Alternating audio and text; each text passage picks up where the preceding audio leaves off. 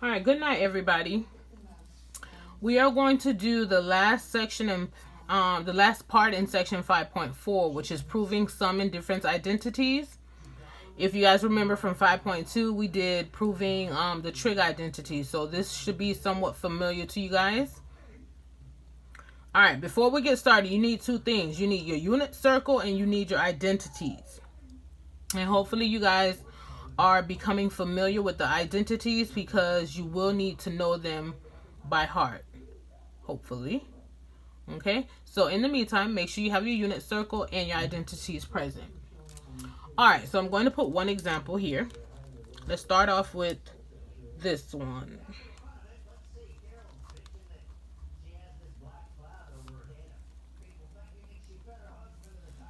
All right, so hopefully you guys can see it.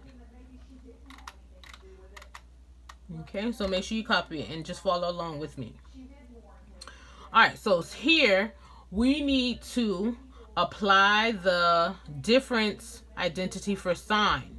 Remember with sine, this sign stays the same. It does not change. So it's going to be sine of pi cosine of x minus cosine of pi sine of x. That's applying the rule. Now you're going to go to your unit circle. What is sine of pi? Well, it's 0. And then I'm going to bring down cosine of x. Then you ask yourself, what is cosine of pi? It's -1. And then I'm going to bring down sine of x. I like to use parentheses to show that I'm multiplying. 0 times anything is 0. Negative times a negative is plus. And then we do sine of x. So we know 0 plus sine of x is sine of x. So we've proven the identity.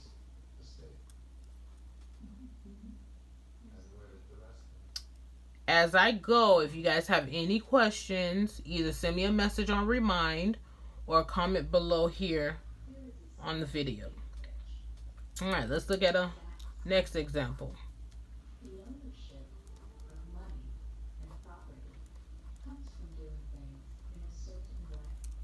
And the more you practice, the better you get at this. All right, so here's our next example.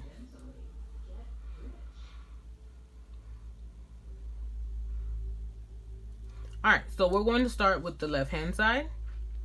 We're going to apply the sum identity. Once again, with the sign does not change.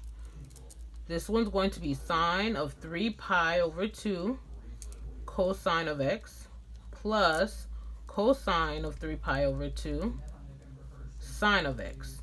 That's applying the sign of the sum identity. So we're going to go to the unit circle. You're going to ask yourself, what is sine of 3 pi over 2? Well, that's -1. I'm going to bring down the cosine of x. Plus cosine of 3 pi over 2 is 0.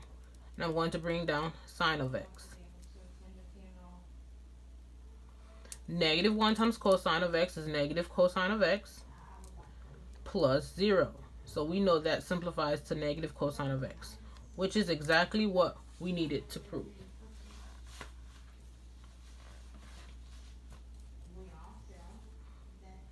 Okay? All right. Moving on.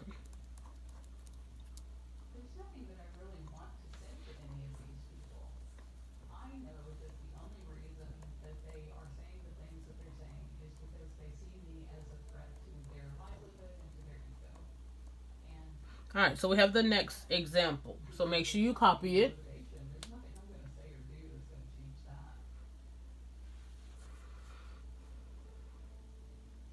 All right, so here we have two cosine properties that we need to apply.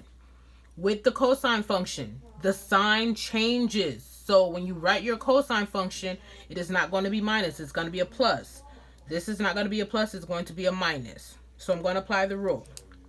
It's going to be cosine 30 cosine x plus sine 30 sine x. And then now we're going to apply it here.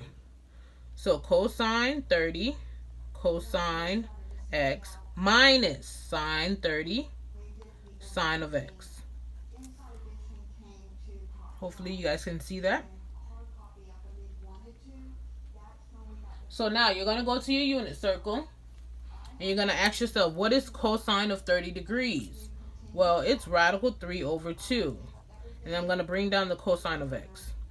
Plus, what sine of 30? Well, that's 1/2. And I'm going to multiply that by sine of x.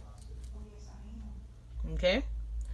Then we're going to do the same thing. Cosine of 30 is radical 3 over 2 cosine of x minus 1/2 times sine of x. Okay? So here we have a plus 1/2 sine of x and a minus. Well, they cancel. Okay? So then we have radical 3 over 2 cosine of x. But we have 2 of them. Do we not? We have one here and one here. So it's 2 radical 3 cosine x. Well, assume that this is a 1 underneath here. These 2 cancel. So we do get exactly what we needed to prove. Okay? Alright, so I just wanted to do these 3 examples. So please follow them. So when I give the homework on this particular part of the lesson, you guys will be familiar with it. But I need you guys to at least try them. And then if you want to, you can go on YouTube to do more practice as well. So please do that because it does help. All right. Hope you guys have a good night.